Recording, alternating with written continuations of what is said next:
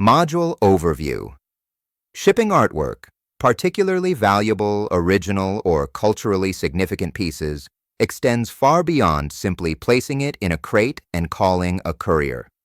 It is a legally sensitive, financially risky, and administratively complex endeavor involving multiple jurisdictions, regulatory bodies, and possible liabilities. Module 5 tackles the critical legal, insurance, and documentation components of shipping artwork domestically and internationally. Artworks are not just commercial goods. They can also be classified as cultural heritage, fragile collectibles, or intellectual property assets. This module trains you in the navigational and risk management processes required for compliant, insured, and traceable art transport. Legal frameworks in art shipping. A. Ownership and transfer documentation. Provenance papers. Trace ownership history, especially for high value or antiquities. Certificates of authenticity. Verifies originality and authorship. Transfer of title forms. Required when art is sold and shipped simultaneously. Artist resale rights may apply in certain jurisdictions upon resale or shipment B. Export, import laws and cultural protections.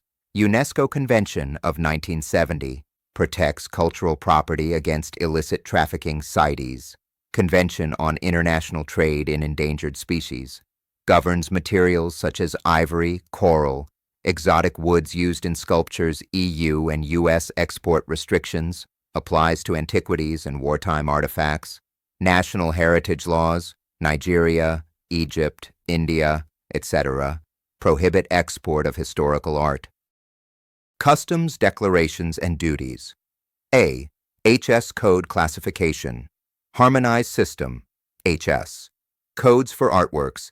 9701.10. Paintings, drawings, pastels.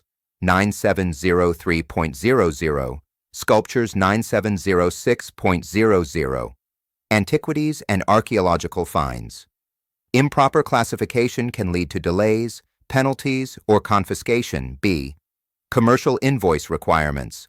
Description of item, artist, year, medium dimensions, declared value for tax duty purposes, country of origin and destination, shipping terms, FOB, free on board, CIF, cost, insurance, freight, DDP, delivered duty paid, C, AT, a carnet for temporary export, ideal for exhibitions, art fairs, and short-term showings, allows tax duty-free movement of goods across borders for up to 1 year.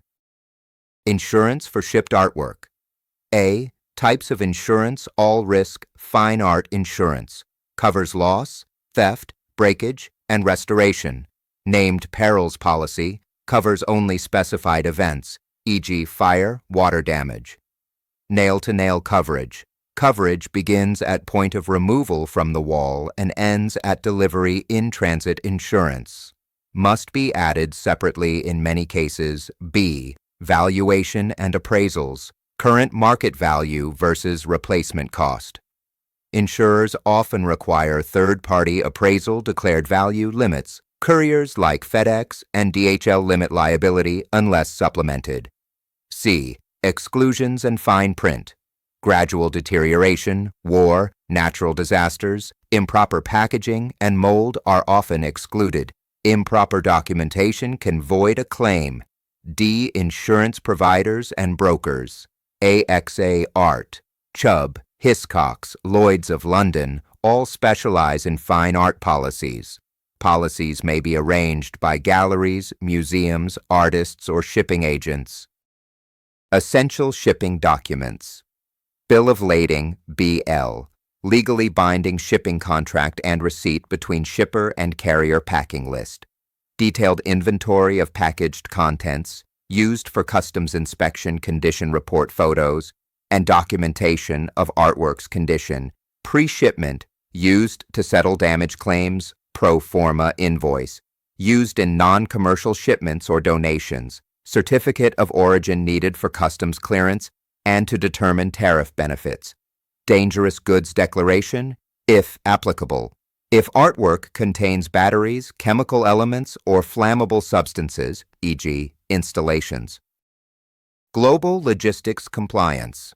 Freight forwarders, specializing in art, e.g., ARTA, Crozier, Gander, and White, Dietel, Momart.